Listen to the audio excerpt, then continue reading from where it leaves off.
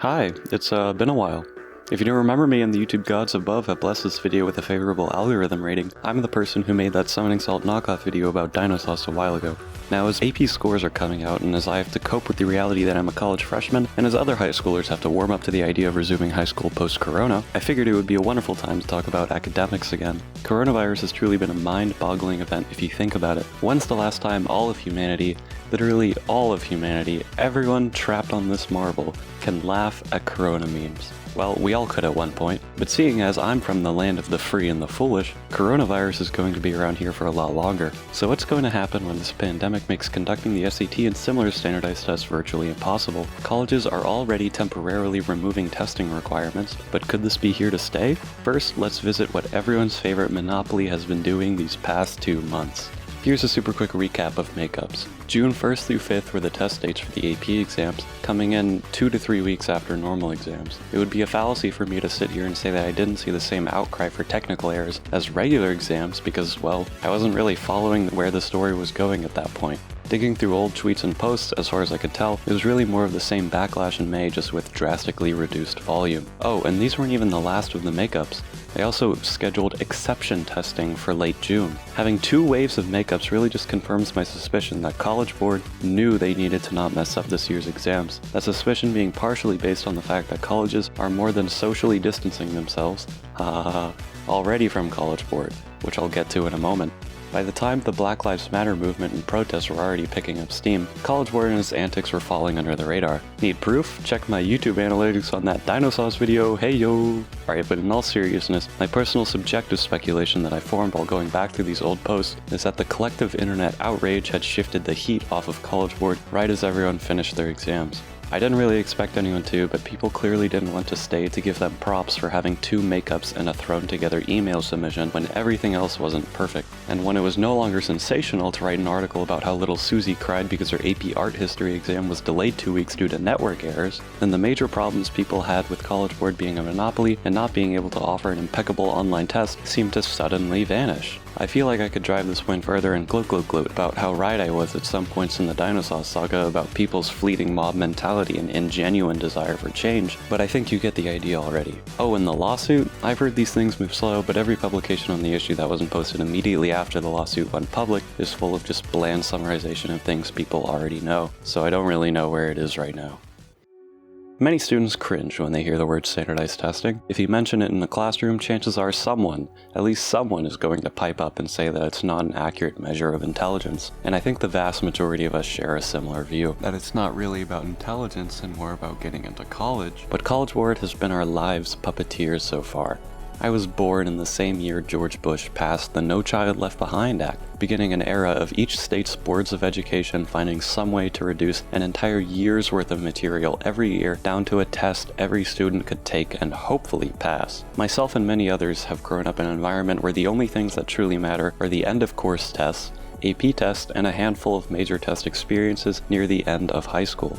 To quote a Washington Post article by Valerie Strauss, scores on the SAT or ACT became an important factor in deciding who was accepted to college. College rankings were heavily weighted on test scores, students relied on them, and schools tried to improve their rankings with targeted reforms. Even scholarship programs were linked to test scores, and some companies checked the scores of potential hires. Florida spent millions of dollars to give bonuses to teachers with high SAT scores, even decades after the tests were taken.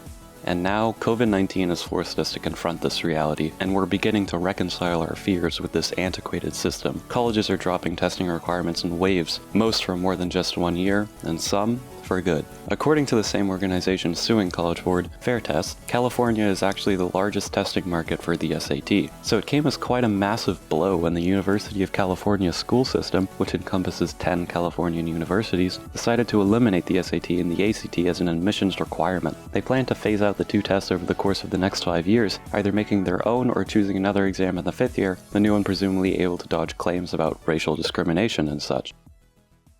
So, what's the duopoly gonna actually do about this? Are they going to stand their ground? Maybe run campaigns for the benefit of AP credit? Maybe, just maybe, a certain quote-unquote non-profit might reform their entire business model to truly be a non-profit? What about the ACT? Will the SAT's younger sibling emerge from this as a rehabilitated corporation, then assuming a true monopoly that is driven by a market demand for a fair testing company?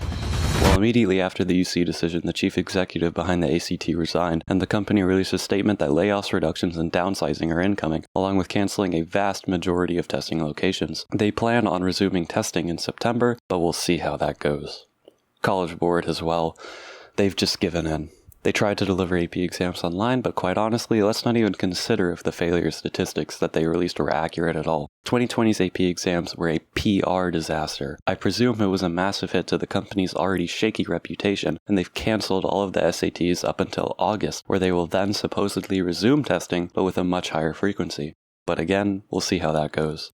To be fair, the reaction to this by even professional news outlets have all been the same. We're going to ignore the fact that we accuse them of only wanting short-term financial gain, and instead to this prudent and financially self-abusive set of cancellations, which is probably going to be extended, we're just going to move on and find something else to jab at them for. But the question is, will there be a lasting change? In 2016, 1/4 of all colleges were test optional, but as of July 2020, only about a half will be test optional for fall 2021 admissions. That's not a statistic you'll find in many places, as even this video seemed to imply the change was much greater than that.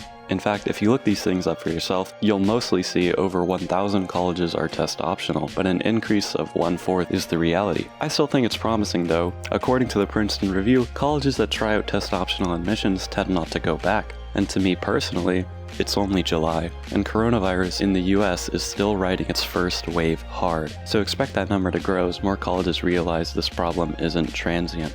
So what is the future going to look like? Quite honestly, due to incompetence beyond my control, I think that COVID-19 is going to ravage the US for a lot longer. But hey, if we can't quarantine ourselves, I guess every other country is going to have to quarantine us.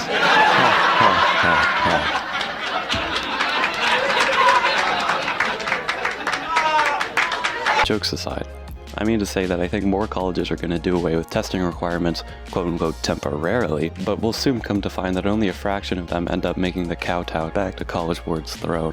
I know this is a months-old cliche now, but we're truly living in a historic time, and I wouldn't be surprised if coronavirus has given us the momentum for a complete upheaval of the testing infrastructure. I think it's truly a matter of when, not if, the majority of colleges go test optional. If College Board goes through with canceling the SATs that's lined up for the next school season, we're going to see this happen a lot faster. But if they don't, it's still going to happen, and Trevor Packer is going to sit back and watch his company crumble as the generation that grew up under College Board's regime are starting to get jobs as college admissions officers. But what is the future going to look like? What will our merit be based on when colleges receive more 4.0s than they can handle? This interregnum is going to be a doozy, that's for sure, but I have a decent idea what colleges are going to look at next. This video has not been made without bias. On paper, I just want to be transparent about who the author is, but really I'm just going to take a look at the probable alternative to test scores, complain, and give my own personal opinion on college admissions.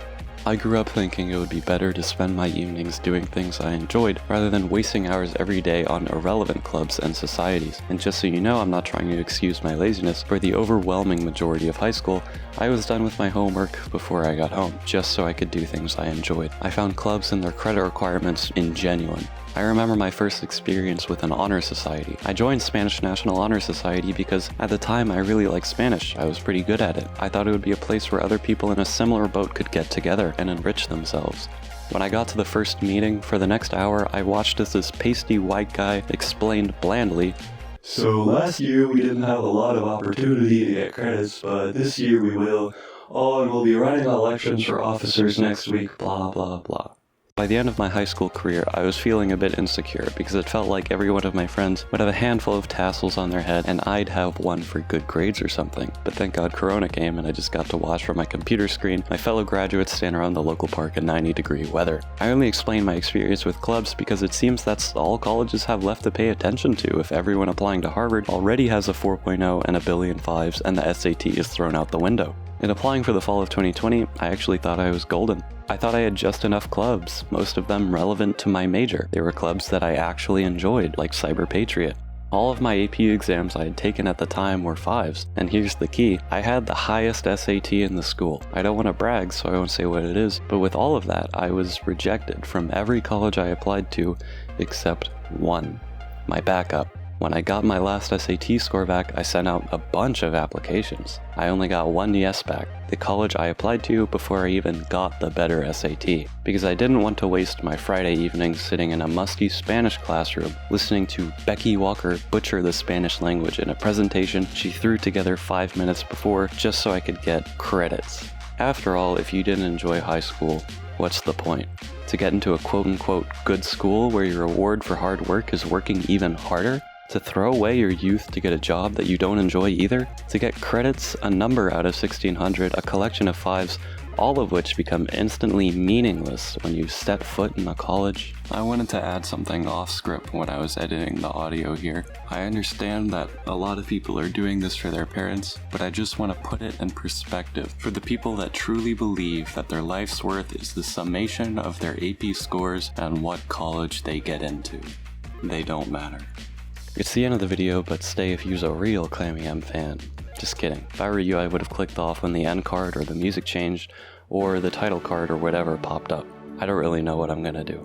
If you've gotten this far, you are probably expecting an answer as to why I disappeared for so long. I could BS and say I had vacation and things to do, but honestly I was just paralyzed with where to go from the Dinosaur saga. I scrapped about 2 video scripts for one reason and another, and I'm also going to be completely honest when I say that the only thing that will motivate me to make videos is either a personal passion like the Dinosaurs video, or like this one, I'm staying on brand while I expect the video to not completely flop. If you're extra curious, my personal passions don't really intersect with material that makes what we in the biz call watchable content, so I can't make videos on them. And if I need to expel my creative impulses, as all humans tend to do, I just make music. I'm not very good, but it's more fun than making videos on most topics. Gracias por ver.